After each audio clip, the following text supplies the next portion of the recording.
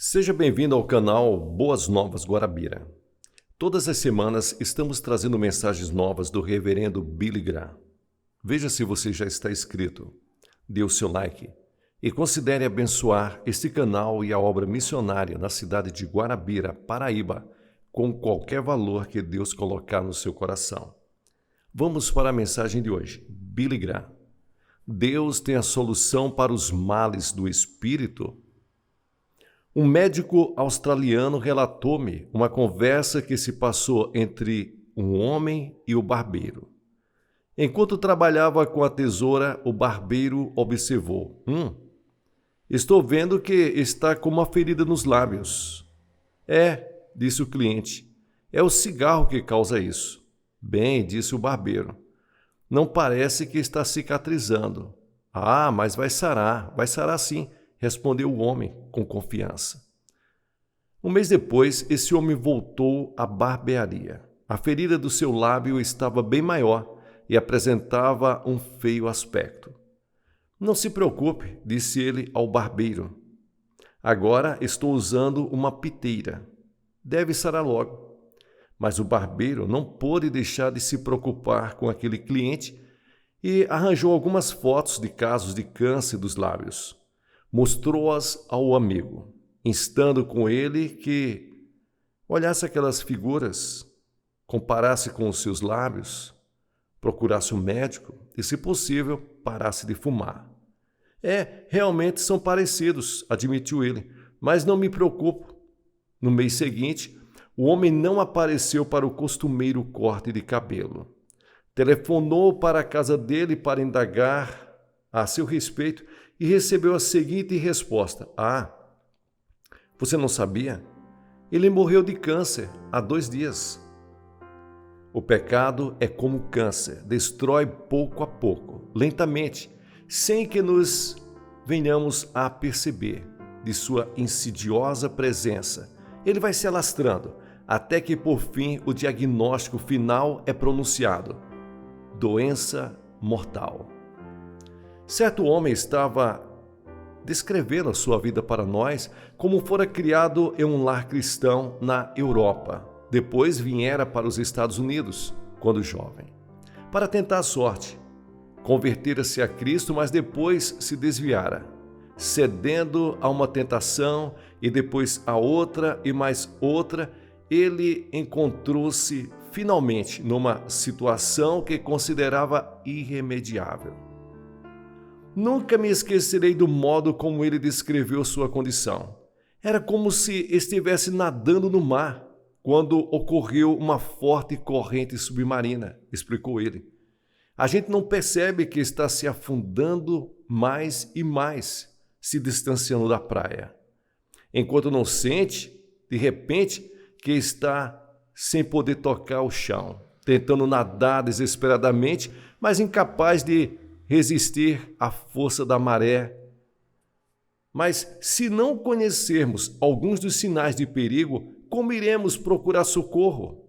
Podemos obter o auxílio que a Bíblia nos apresenta quando sabemos quais são as partes de nossa personalidade que o pecado ataca e corrompe. A mente é o local que o ataque vem insidiosamente.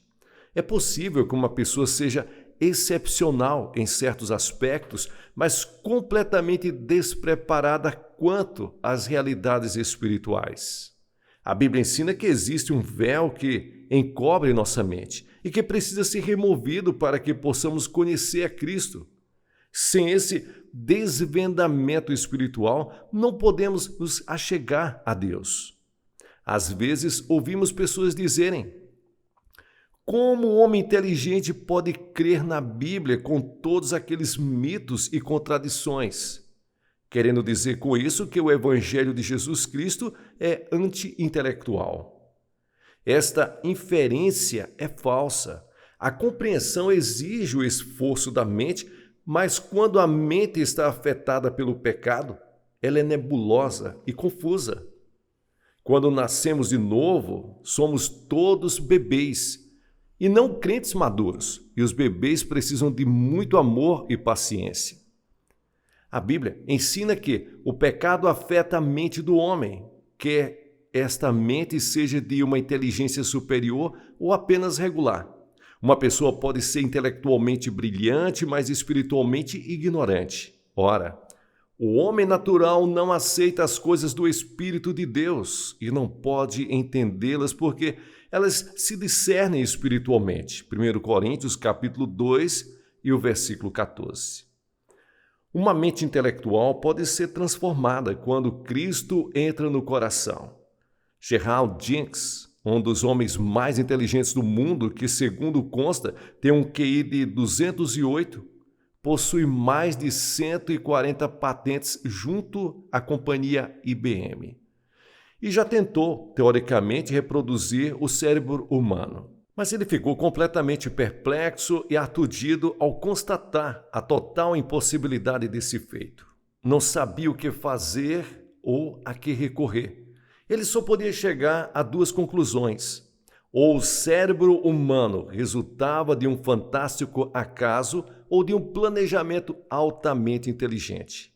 Encarando as duas possibilidades, reconheceu que tinha apenas uma escolha e tornou-se um crente por uma revelação de Jesus Cristo, cuja inteligência ele nunca poderia superar.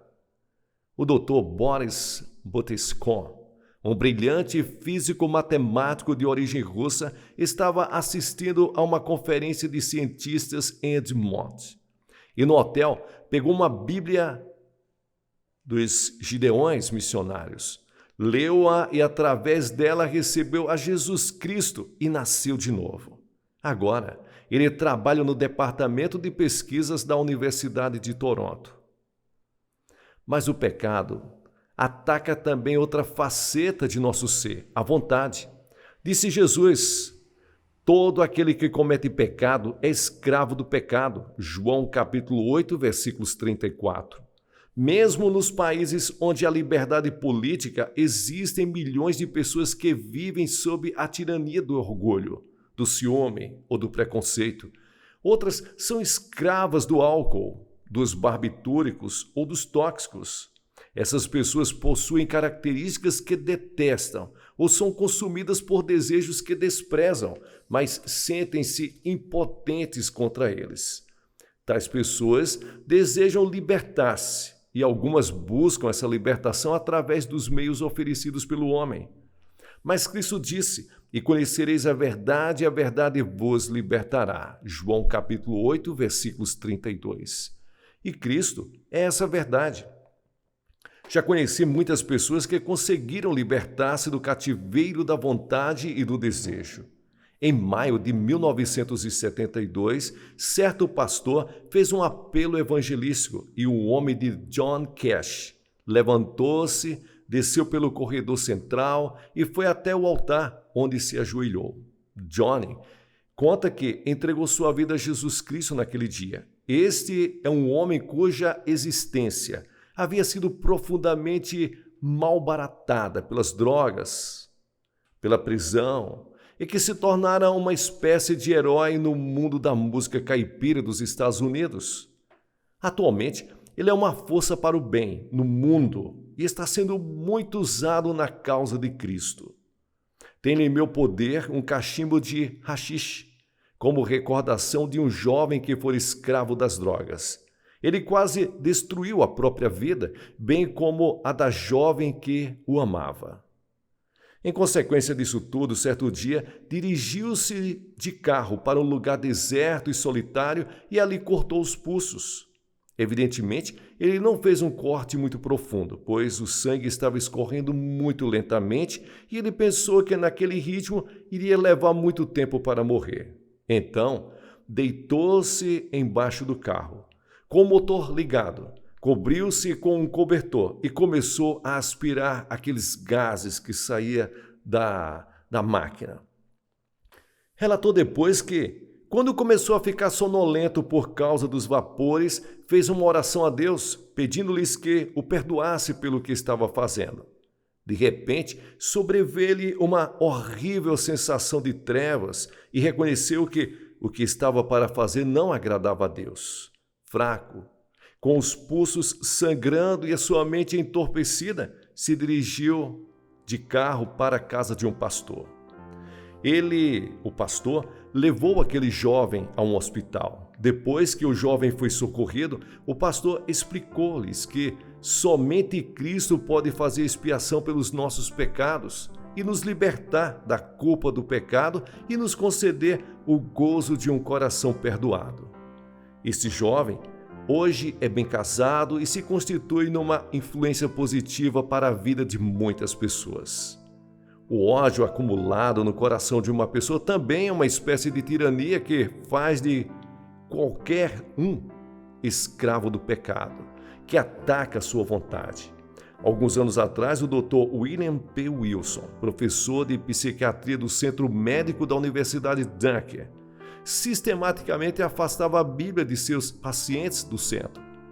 Mas depois, ele experimentou o poder de Jesus Cristo que transformou sua vida e sua prática da medicina. Hoje, ele aplica os conhecimentos que obteve no Evangelho no tratamento de seus pacientes. Ele dispõe sempre de alguns exemplares da Bíblia em seu consultório para distribuir. Diz o Dr. Wilson, uma das maiores causas da doença mental é o senso de culpa acumulado. Sentimentos de vergonha, inadequação, fracasso, deficiência total são algumas das origens dos sentimentos de culpa. A solução dos problemas da culpa é a aplicação da graça divina e o novo nascimento conduz ao perdão dos pecados. Para muitas pessoas, o perdão é difícil de ser acreditado. O Dr. Warren Wiebles, de Chicago, chama o perdão de o maior milagre da Bíblia Sagrada. O pecado não somente afeta a mente e a vontade, mas também a consciência. Começamos a ficar muito lentos para perceber a aproximação do pecado. É como cortar uma mentira. Na primeira vez que passamos adiante uma inverdade, aquilo realmente nos aborrece.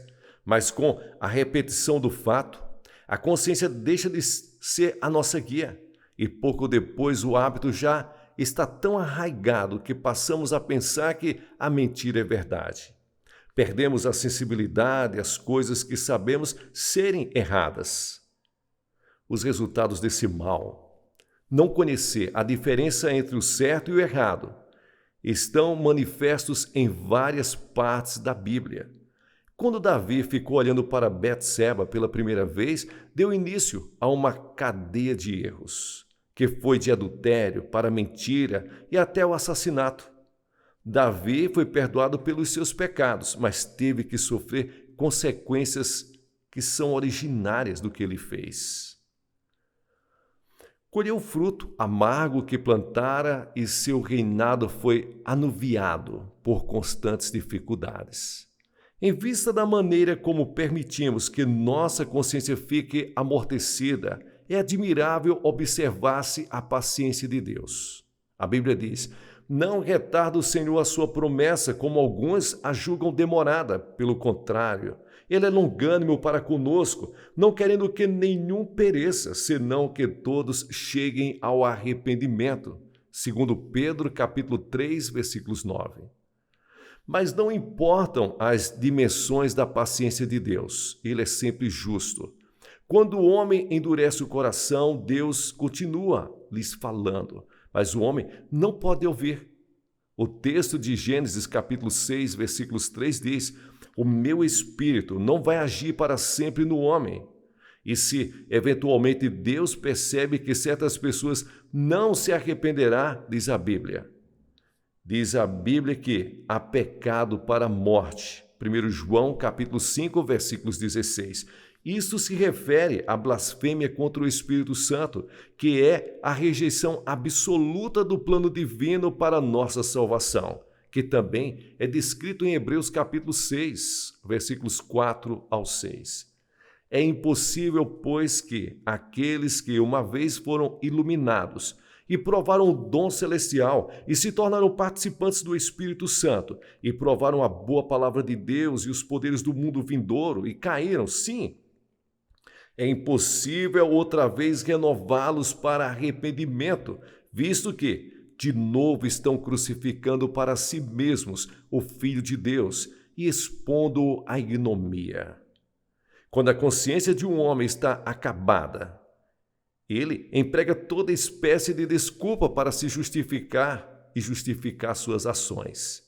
Ele culpa a sua família, seus sócios na firma, seus azares. Ele trapaceia no imposto de renda, porque as leis são injustas. É infiel à esposa, ou a esposa é infiel ao marido, porque ela é fria, ou então ele é egoísta.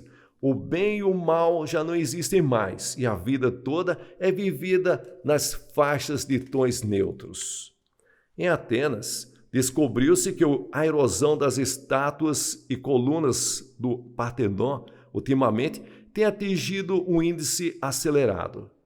E não foi o tempo nem as intempéries que causaram a iminente destruição destes inestimáveis exemplares da arte antiga, mas a poluição dos resíduos de nossa sociedade moderna.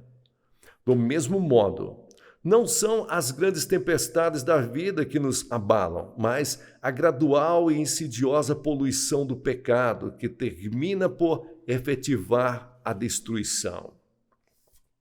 Assim, como o crime existe uma punição, o pecado tem seu castigo, embora esse seja um assunto que as pessoas preferem ignorar. A verdade é que esse fato é inevitável.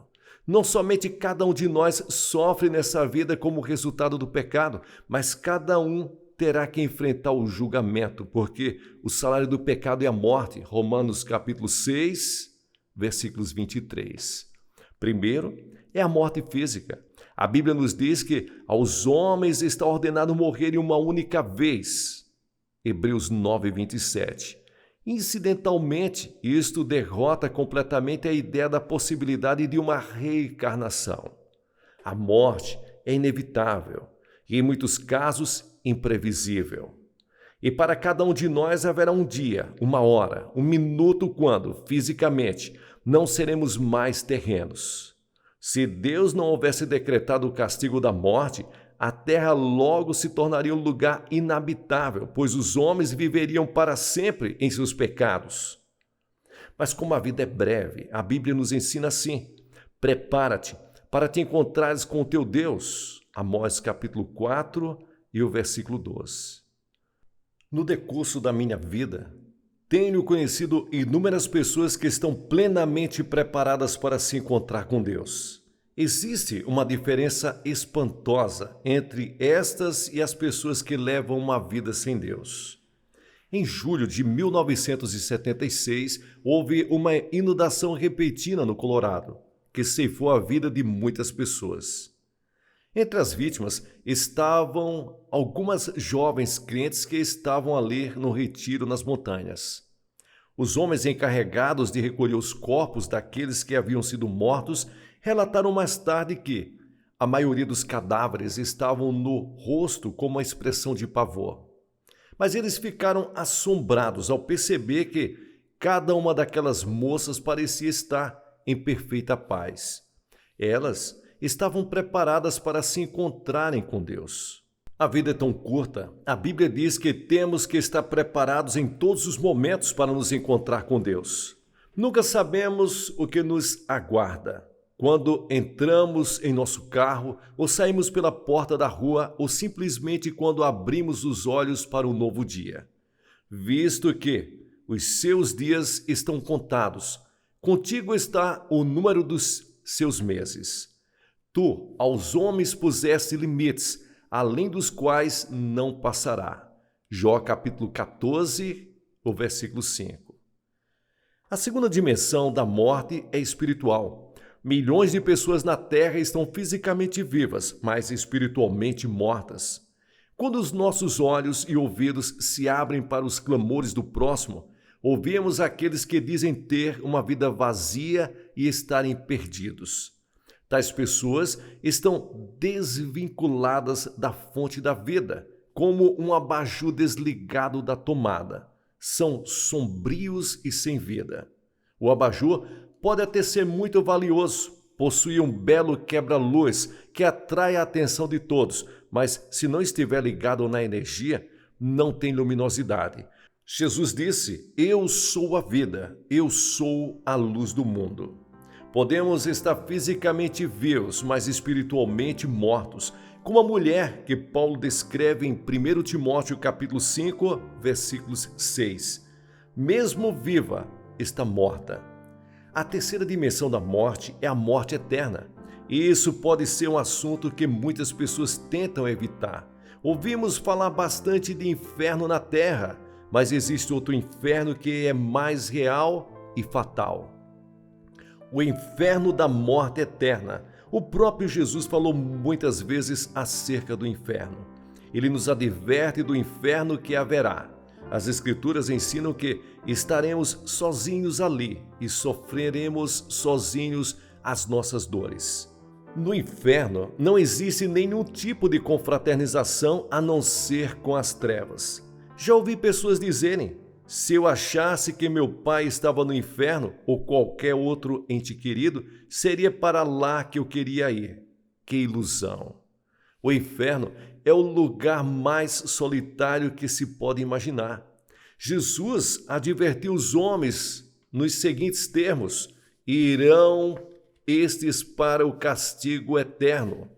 Mateus capítulo 25 e o versículo 46. E disse também: mandará o Filho do Homem aos seus anjos, que ajuntarão do seu reino todos aqueles que cometem escândalos, que praticam a iniquidade, e os lançarão na fornalha acesa, e ali haverá choro e ranger de dentes. Mateus capítulo 13, versículos 41 ao 42.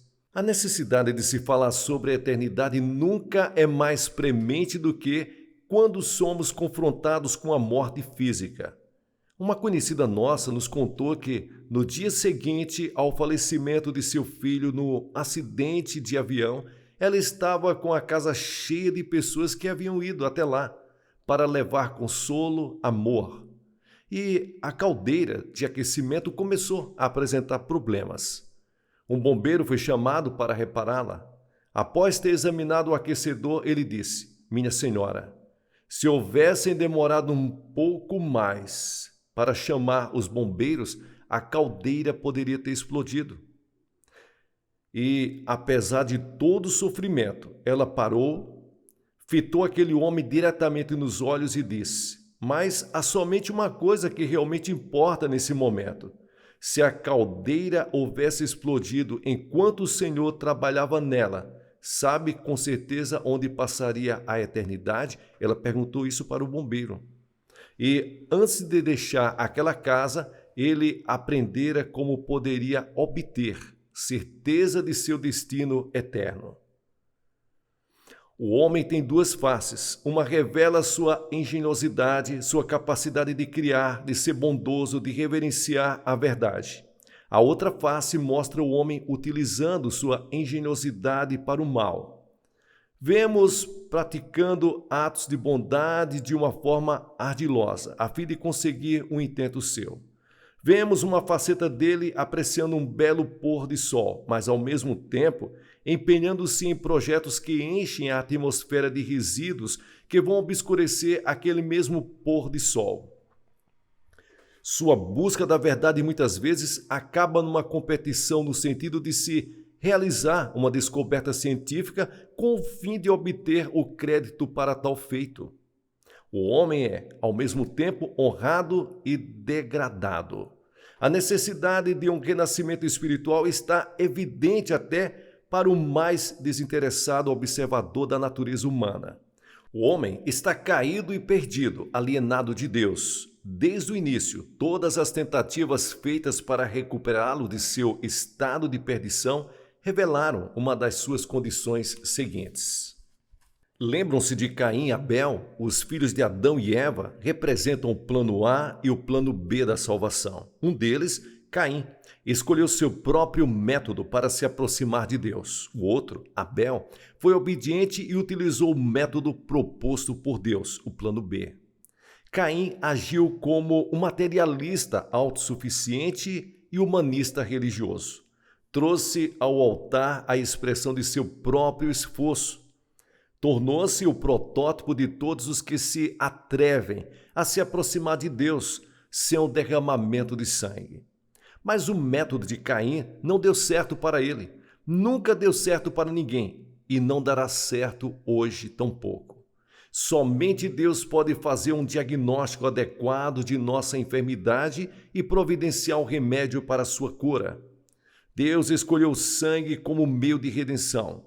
O apóstolo João escreveu que Jesus Cristo, pelo seu sangue, nos libertou dos nossos pecados.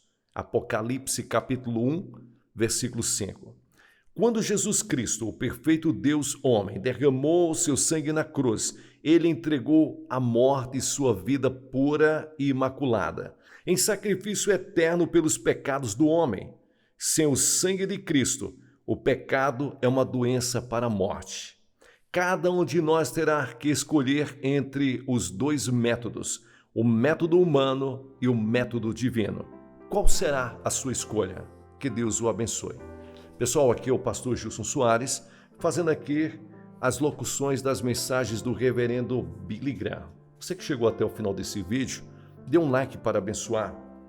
Considere abençoar esse canal e a obra missionária na cidade de Guarabira, na Paraíba, com qualquer valor que Deus colocar no seu coração. Você pode fazer isso através da chave Pix ou através do número da conta que aparece na descrição.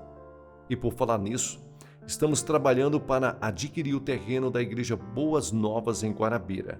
Seja um abençoador.